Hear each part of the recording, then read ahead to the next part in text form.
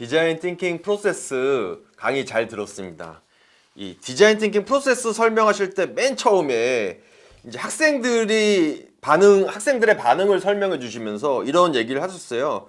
이런 얘기가 있었는데 창업이 막연하게만 느껴졌으나 공감 단계에서 관찰과 인터뷰라는 구체적인 방법을 알게 되어 시도할 수 있는 용기가 생겼다. 그럼 관찰과 인터뷰라는 게 되게 중요한 건가요?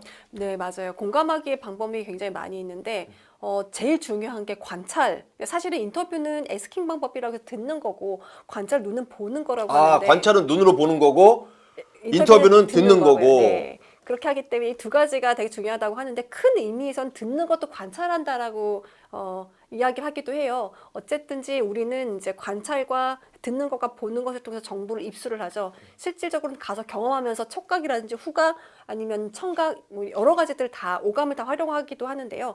그 단계에서 실질적으로 경험을 하면서 내가 그동안은 보지 못하고 의도적으로는 그냥 지나쳤던 것들에 대한 불편함들 같은 것들 발견하면서 이걸 개선을 하면 창업 아이템이 되겠다라는 식의 인사이트를 얻어내는 케이스가 굉장히 많았기 때문에 그런 대답을 한 것 같아요.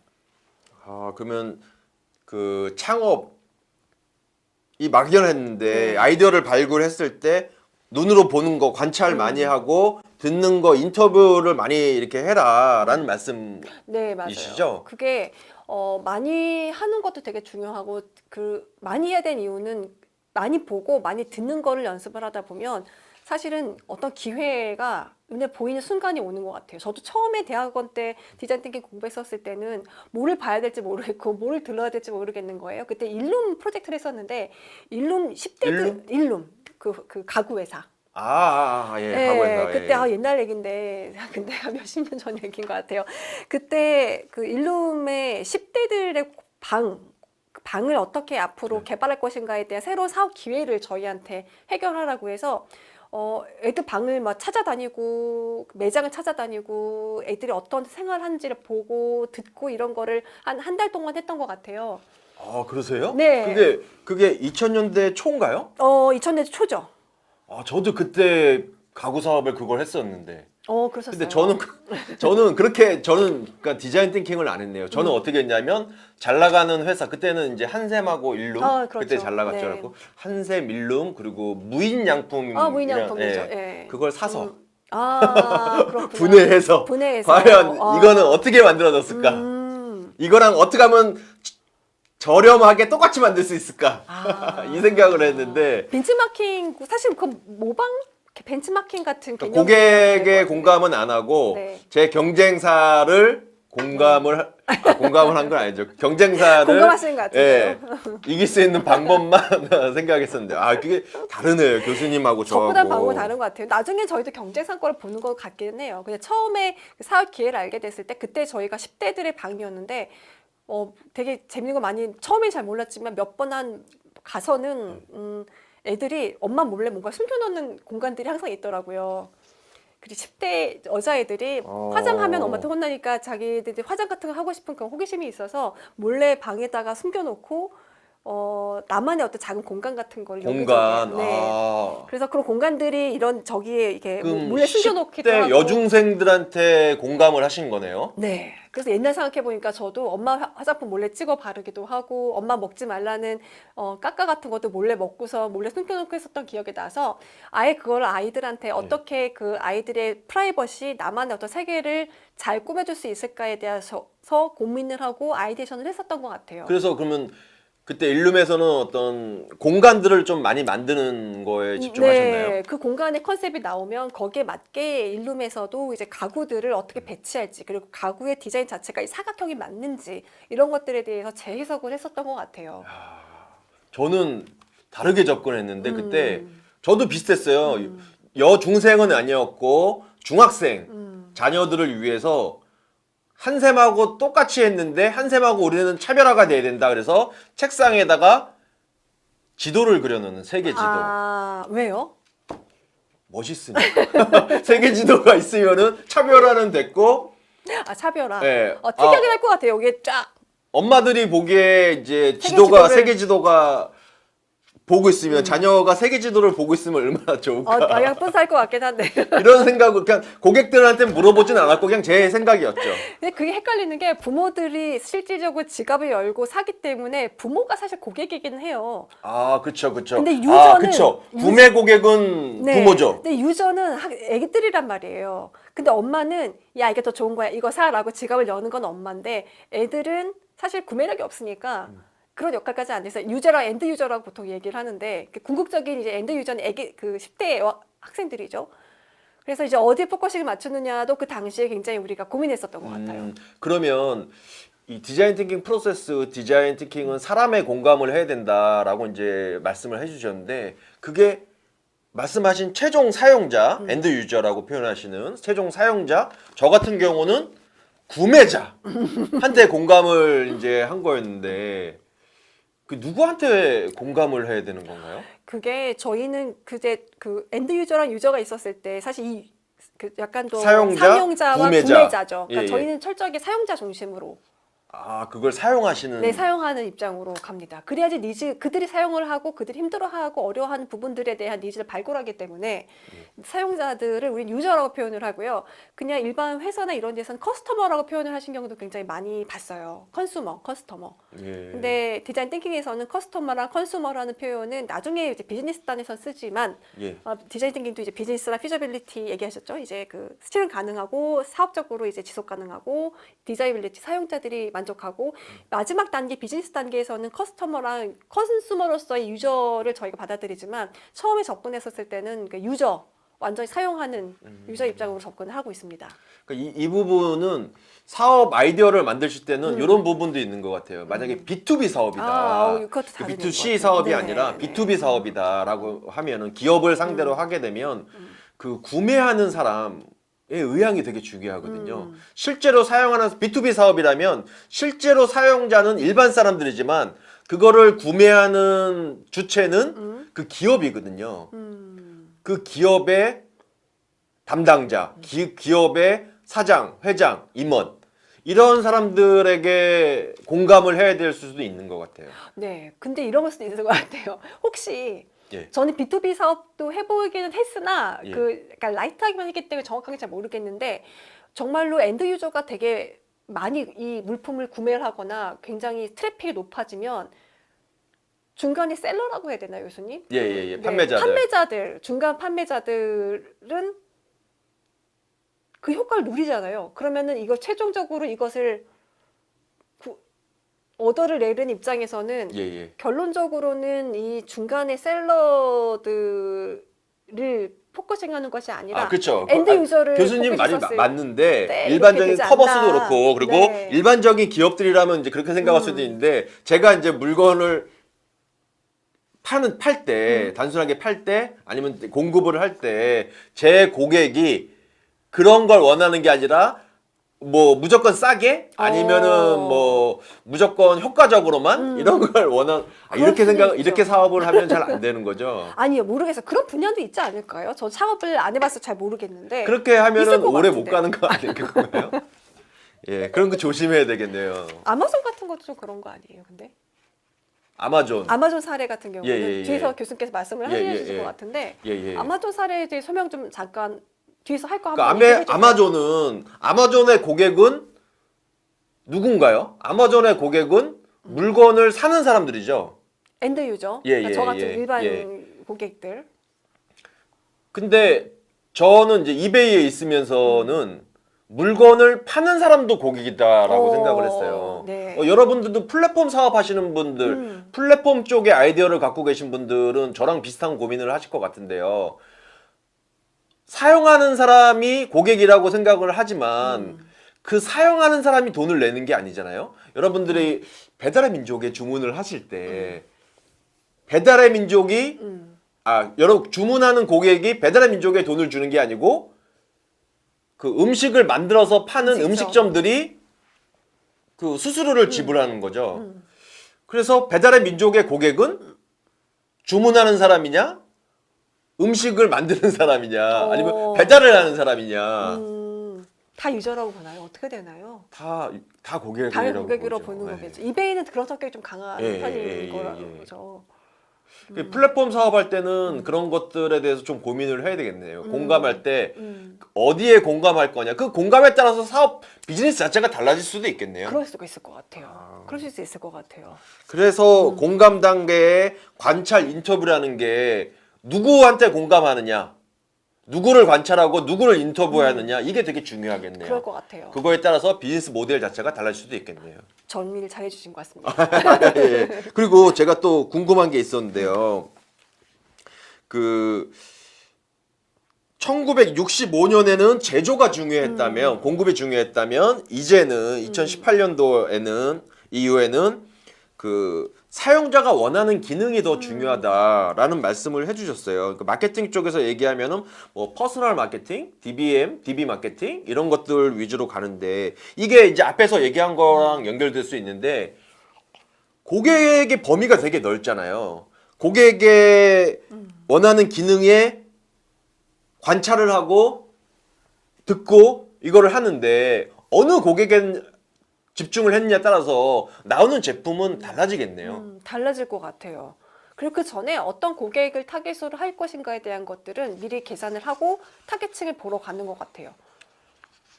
그러니까 예를 들어서 예.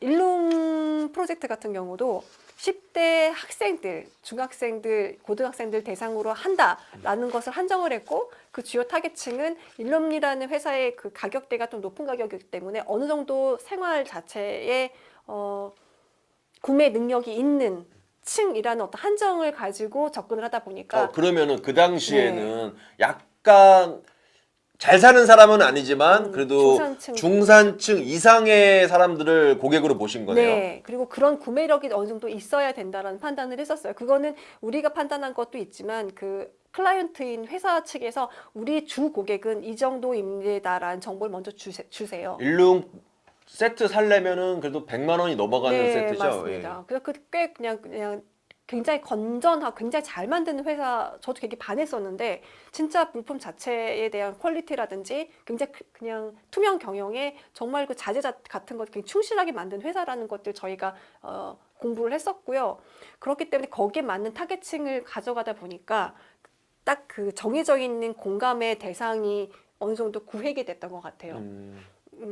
저는 제 고객은 그쪽 일룸이 아니고 제 사업 계획서에는 어떻게 적혀 있었냐면 일룸의 4분의 1 가격.